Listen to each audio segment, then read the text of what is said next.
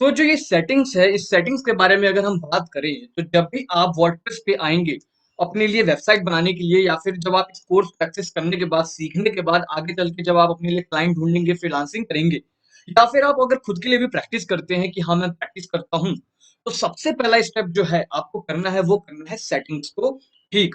आपको कुछ basic settings है जो वर्डप्रेस में हमें मिलते हैं, उसको सबसे पहले हमें करना होता है, फिर उसके बाद हम आगे प्रोसीड करते हैं, राइट? अभी तक आपने वर्डप्रेस का ओवरव्यू ले लिया कि किसका मतलब क्या होता है, किसका मतलब क्या होता है। And I hope and I really hope कि आप जो भी आप वीडियो देख रहे हो, जो भी आप ये ट्यूटोरियल देख रहे हो, इसको आप प्रैक्टिस करते हो, राइट? तो पिछले वीडियो में जैसा कि आपको पता है कि हमने ओवरव्यू लिया था इस वर्डप्रेस डैशबोर्ड का, राइट? जो कि आप पहली बार अभी देख रहे हो, राइट? अब हमें क्या करना है, सबसे पहला स्टेप जो है वो है सेटिंग्स। तो इस ट्यूटोरियल के अंदर जैसा कि मैंने आपको बताया कि हम आज कुछ सेटिंग्स करने वाले हैं, वो सेटिंग्स करने वाले हैं जो वर्डप्रेस हमें देते हैं। और ये जो है this is our first step जब भी हम अपने लिए वेबसाइट बनाने जाएंगे या फिर जब भी हम वर्डप्रेस पे कोई नया प्रोजेक्ट स्टार्ट करेंगे, राइट? सो यहाँ पे आप जब देखेंगे, यहाँ पे आपके पास एक ऑप्शन आता है सेटिंग्स का, राइट? इसके अंदर हमारे पास कुछ सब मेन्यूज है, एक एक करके हम सबके ऊपर जाएंगे एंड एक एक करके हम सारी चीजों को समझेंगे, राइट? सबसे पहले हमें जनरल पे जाना होता है, राइट? जनरल पे जाने के बाद हमारे पास यहाँ पे कुछ सेटिंग्स आती हैं, जैसे कि ये बोल रहा है साइट टाइटल। साइट टाइटल का मतलब क्या कि आपके वेबसाइट का टाइटल क्या है। लेट सपोज अगर इसको आप एग्जांपल समझो, आपने ब्लॉगिंग स्टार्ट किया, राइट? तो जब आप ब्लॉगिंग स्टार्ट करते हो तो आप अपने वेबसाइट का नाम सोचते हो, उसी नाम के ऊपर आप डोमेन भी लेते हो, राइट? राइट, जैसे कि abc.com, या फिर लेट सपोज आपका नाम राहुल है और आप अपने राहुल नाम पे ब्लॉगिंग स्टार्ट करते हो, तो आप लेते हो rahul.com और वेबसाइट का नाम हो जाता है राहुल, राइट? तो वो जो वेबसाइट का नाम होता है ना, उसको हम बोलते हैं साइट टाइटल। एंड उसको लिखने का जो ऑप्शन वर्डप्रेस देता है वो यहाँ पे देता है। तो हमें यहाँ पे अपने साइट के टाइटल को लिखना होता है, और ये जो साइट टाइटल है ये कहाँ पे दिखेगा, ये साइट टाइटल हमें यहाँ पे दिखेगा, राइट? तो यहाँ पे जैसे कि मैंने यहाँ पे विवेक डाला है, अगर मैं इसको कैपिटल में करूंगा तो as you can see here, यहाँ पे ये जैसा मैंने यहाँ पे लिखा हुआ है वैसा यहाँ पे वो चेंज हो गया, राइट? इसके बाद हमें क्या करना है, टैगलाइन। टैगलाइन की अगर हम बात करें, जैसा कि आपको मालूम है, बड़े बड़े जितने भी ब्रांड्स हैं या फिर लगभग जितने भी ब्रांड्स हैं जो अच्छा अच्छा करते हैं, उनका एक टैगलाइन होता है, राइट? उनका एक टैगलाइन होता है जो वो प्रमोट करते हैं। तो अगर आपके बिजनेस के पास भी कोई टैगलाइन है या फिर आगे चल के जब आपके पास कोई क्लाइंट आता है, वो बोलता है कि हमारा ये बिजनेस है, इस बिजनेस के लिए आप वेबसाइट को बनाओ, तो आपने उनके बिजनेस के नाम पे डोमेन लेंगे या फिर आप उनके बिजनेस के नाम पे वेबसाइट बनाएंगे, तो टाइटल तो आपने डाल दिया, टैगलाइन जो है वो आप यहाँ पे डालेंगे, राइट? उसके बाद आपको क्या करना है, ये बेसिक यूआरएल है, यहाँ पे यूआरएल की जगह आपके पास डोमेन का नेम आएगा, राइट?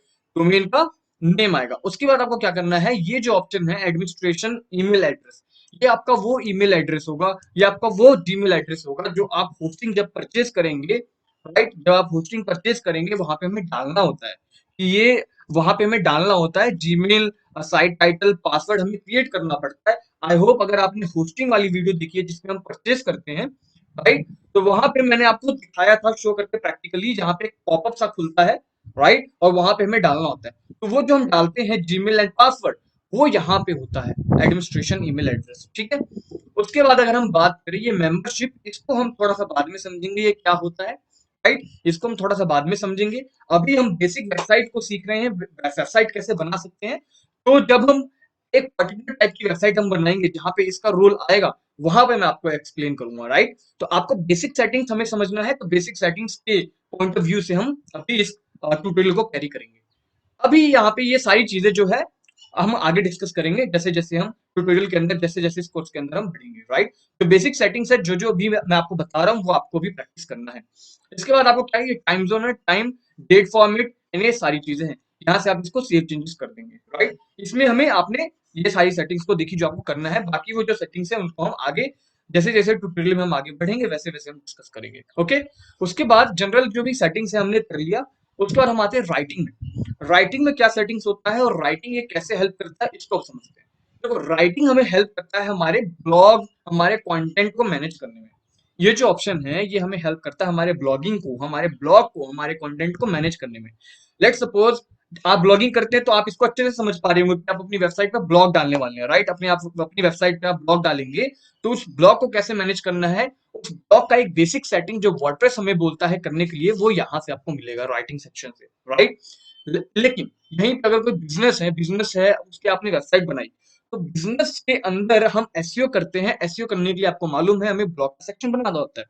क्यों ब्लॉग का सेक्शन बनाना होता है? क्यों? क्योंकि हम जो आर्टिकल डालते हैं ब्लॉग के सेक्शन में वो एक प्रॉपर स्ट्रक्चर वे में शो करता है। ठीक है, हमारे आर्टिकल को प्रॉपर स्ट्रक्चर वे में दिखाता है हमारी वेबसाइट पे।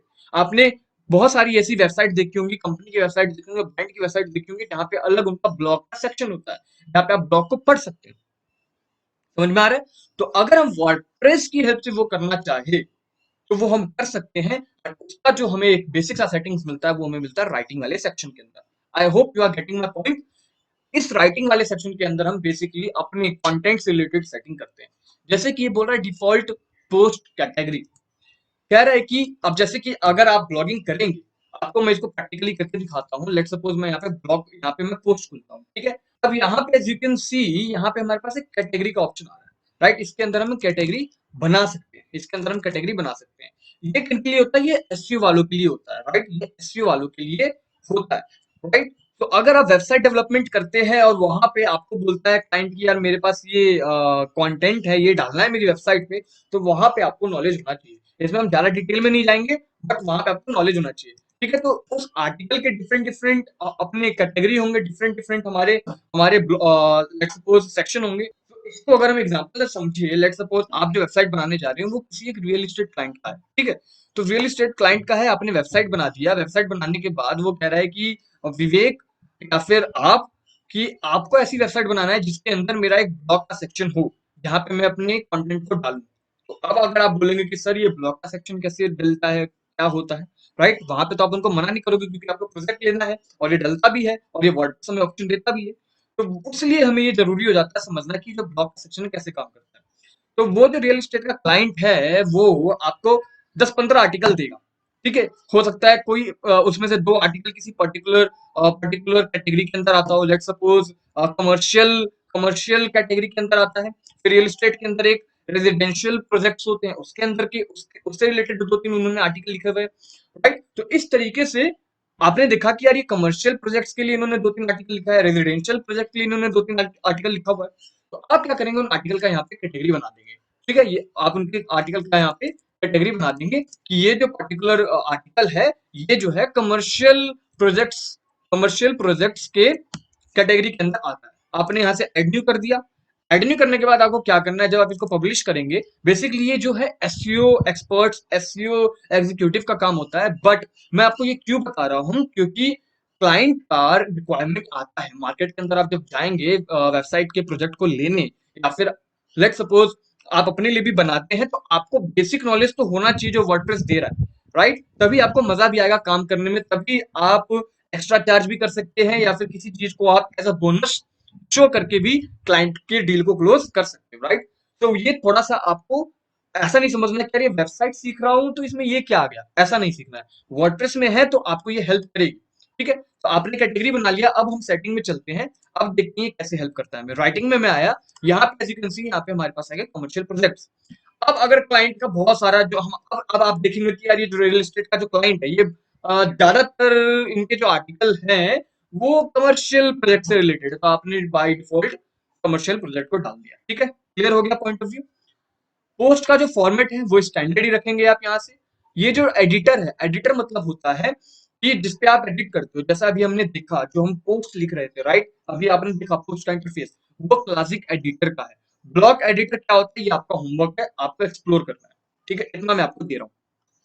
यहाँ पे सारी चीजों को आप एज इट इज रखेंगे, सेव करेंगे, राइट। उसके बाद हम चलते हैं नेक्स्ट सेटिंग्स की तरफ, वो है हमारे पास रीडिंग का सेटिंग। तो यहाँ पे जो सबसे पहला ऑप्शन आ रहा है योर होम पेज डिस्प्ले, इसका मतलब क्या कि होम पेज पे जैसे ही कोई आता है तो वहां पे आप क्या दिखाना चाहते हो। तो बाय डिफॉल्ट इन्होंने योर लेटेस्ट पोस्ट कर रखा है। मतलब क्या, होम पेज आपका क्या होता है, होम पेज होता है जो सबसे पहले खुलता है, राइट। अगर abc.com लिख के मैं एंटर करता हूँ, तो abc.com लिखने पे जो सबसे पहला पेज खुलता है उसको हम बोलते हैं होम पेज। तो ये कह रहा है कि होम पेज पे आप यूजर से क्या रीड कराना चाहते हो, क्या शो कराना चाहते हो। कोई अपना लेटेस्ट पोस्ट शो कराना चाहते हो या फिर कोई अपने हिसाब से कोई स्टैटिक पेज आप शो कराना चाहते हो। तो मैं अपने हिसाब से स्टैटिक पेज शो कराना चाहता हूँ। तो होम पेज के लिए मैं एक होम का पेज बनाऊंगा। आई होप आपको याद होगा स्ट्रक्चर वाले सेशन में जहां पे हमने समझा था स्ट्रक्चर को, राइट। तो होम पेज वाले में मैं एक होम पेज बनाऊंगा और उस होम पेज को दिखाना चाहता हूँ कि जैसे ही कोई abc.com लिख के एंटर प्रेस करे तो होम पेज मेरा खुले। तो वो होम पेज कैसे खुलेगा, तो मैं एक होम का एक पेज बनाऊंगा और उसको मैं डिजाइन करूंगा। अब इसको प्रैक्टिकली कैसे करते हैं इसके लिए आपको वरी नहीं करना है, ये हमारा ओवरव्यू है। इन्हीं सब चीजों को हम प्रैक्टिकली करने वाले हैं, इन्हीं सब चीजों को हम प्रैक्टिकली डेवलप करने वाले हैं, डिजाइन करने वाले हैं। तो वो आने वाले ट्यूटोरियल में आप सीखने वाले हैं। बट ओवरव्यू आपको समझ में आना चाहिए कि आप किस तरीके से इन सेटिंग्स की हेल्प से क्या क्या चेंजेस कर सकते हैं। उसके बाद आता है पोस्ट पेज। पोस्ट पेज के लिए, पोस्ट पेज मतलब क्या, जैसा कि आपको पता है कि जो आप आर्टिकल लिखेंगे वो एक पेज पे स्ट्रक्चर्ड वाई में दिखे। ऐसा नहीं हो कि यार जो मैं जो आर्टिकल डाल रहा हूँ वो यूजर को पता हो कि मुझे कहाँ जाना है उस आर्टिकल को पढ़ने के लिए। तो वो होता है ब्लॉग का एक पेज। जैसा कि हमने डिस्कस भी किया कि कंपनी में ब्लॉग के पेज होते हैं, ब्लॉग एंटर प्रेस करते हैं उनके सारे ब्लॉग डिस्प्ले होने लग जाते हैं। तो वो उनको हम बोलते हैं पोस्ट पेज, कि उस पेज पे आपके सारे पोस्ट हैं जो आपने लिखे हुए, आर्टिकल है जो आपने लिखे हुए। तो उसके लिए भी हम क्या करेंगे, एक ब्लॉग का पेज बनाएंगे और उसको यहाँ पे हम सिलेक्ट कर लेंगे। तो जैसे ही उस ब्लॉग के पेज पे कोई आएगा हमारे सारे पोस्ट डिस्प्ले होने लग जाएंगे। इसको हम प्रैक्टिकली करेंगे। मुझे कहीं ना कहीं ऐसा लग भी रहा है कि आपको हो सकता है कि समझ में ना आए। मैं पूरी कोशिश कर रहा हूँ अपनी तरफ से। इन केस अगर आपको नहीं समझ में आ रहा है, ऊपर से जा रहा है, देन आपको वरी नहीं करना है, क्योंकि ये बहुत ओवरव्यू वीडियो है, बहुत बेसिक सा वीडियो है। इसके अंदर आपको चिंता नहीं करना है, वरी नहीं करना है। जैसे जैसे आप आगे आगे आगे आगे आप बढ़ेंगे इस ट्यूटोरियल के अंदर, आपको खुद समझ में आ जाएगा कि अच्छा इसका मतलब ये था, अच्छा इसका मतलब ये था, हमने ये समझा था। ओके, बट आपको ओवरव्यू लेके चलना है ताकि आपको प्रैक्टिस करने के लिए कुछ मिले और आप एक्सप्लोर करो चीजों को। ठीक है, उसके बाद हम चलेंगे, ये आप कर लेंगे। इसके बाद blog pages show at most. अब ये सारी चीजें मैं अगेन छोड़ रहा हूँ, ये जब हम डेवलप कर लेंगे देन यहाँ पे हम एक बार आएंगे। राइट, यहाँ पे सर्च इंजन विजिबिलिटी, ये जो एक ऑप्शन है इस पे आपको ध्यान देना है। इस पे आपको ध्यान देना है, इस पे आपको टिक नहीं करना है। टिक करने पे क्या होगा, एज अ वेब डेवलपर आपको नहीं मालूम होगा कि ये क्या है, बट अगर आप एसईओ करते हैं, एसईओ थोड़ा बहुत भी आपने सीखा है, तो आपको मालूम है कि आपकी वेबसाइट को सर्च इंजन पे विजिबल कराना है।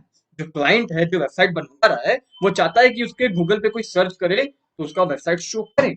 अगर आप उसको टिक कर देंगे तो वो डिस्करेज करेगा सर्च इंजन को। मतलब क्या, गूगल को, याहू को, यांडेक्स को, किसी को भी आपकी वेबसाइट को शो कराने में, क्योंकि आपने इसको टिक कर रखा है। और इसका मतलब यही है कि आप रोक रहे हो अपनी वेबसाइट को अपने आप को शो कराने से। ठीक है, तो आपको इसको टिक नहीं करना है। Right, I hope I am clear. उसके बाद हम नेक्स्ट बढ़ेंगे डिस्कशन की तरफ। ये भी काफी बेसिक सा सेटिंग है, इसके ऊपर हमें ज्यादा चेंजेस नहीं करने होते हैं, इसको आप लीव भी कर सकते हो। बाय डिफॉल्ट जो होता है वो ठीक होता है। उसके बाद हम आते हैं मीडिया की तरफ। मीडिया में अगेन बाय डिफॉल्ट जो है वो ठीक होता है। इसमें जो आप इमेज डालोगे उसके बाय डिफॉल्ट कुछ सेटिंग्स है। तो ये जो परमालिंक होता है ये क्या होता है, परमालिंक होता है लिंक, यूआरएल। जो ये लिंक बन रहा है इसको हम बोलते हैं परमालिंक। राइट, इसको हम बोलते हैं परमालिंक।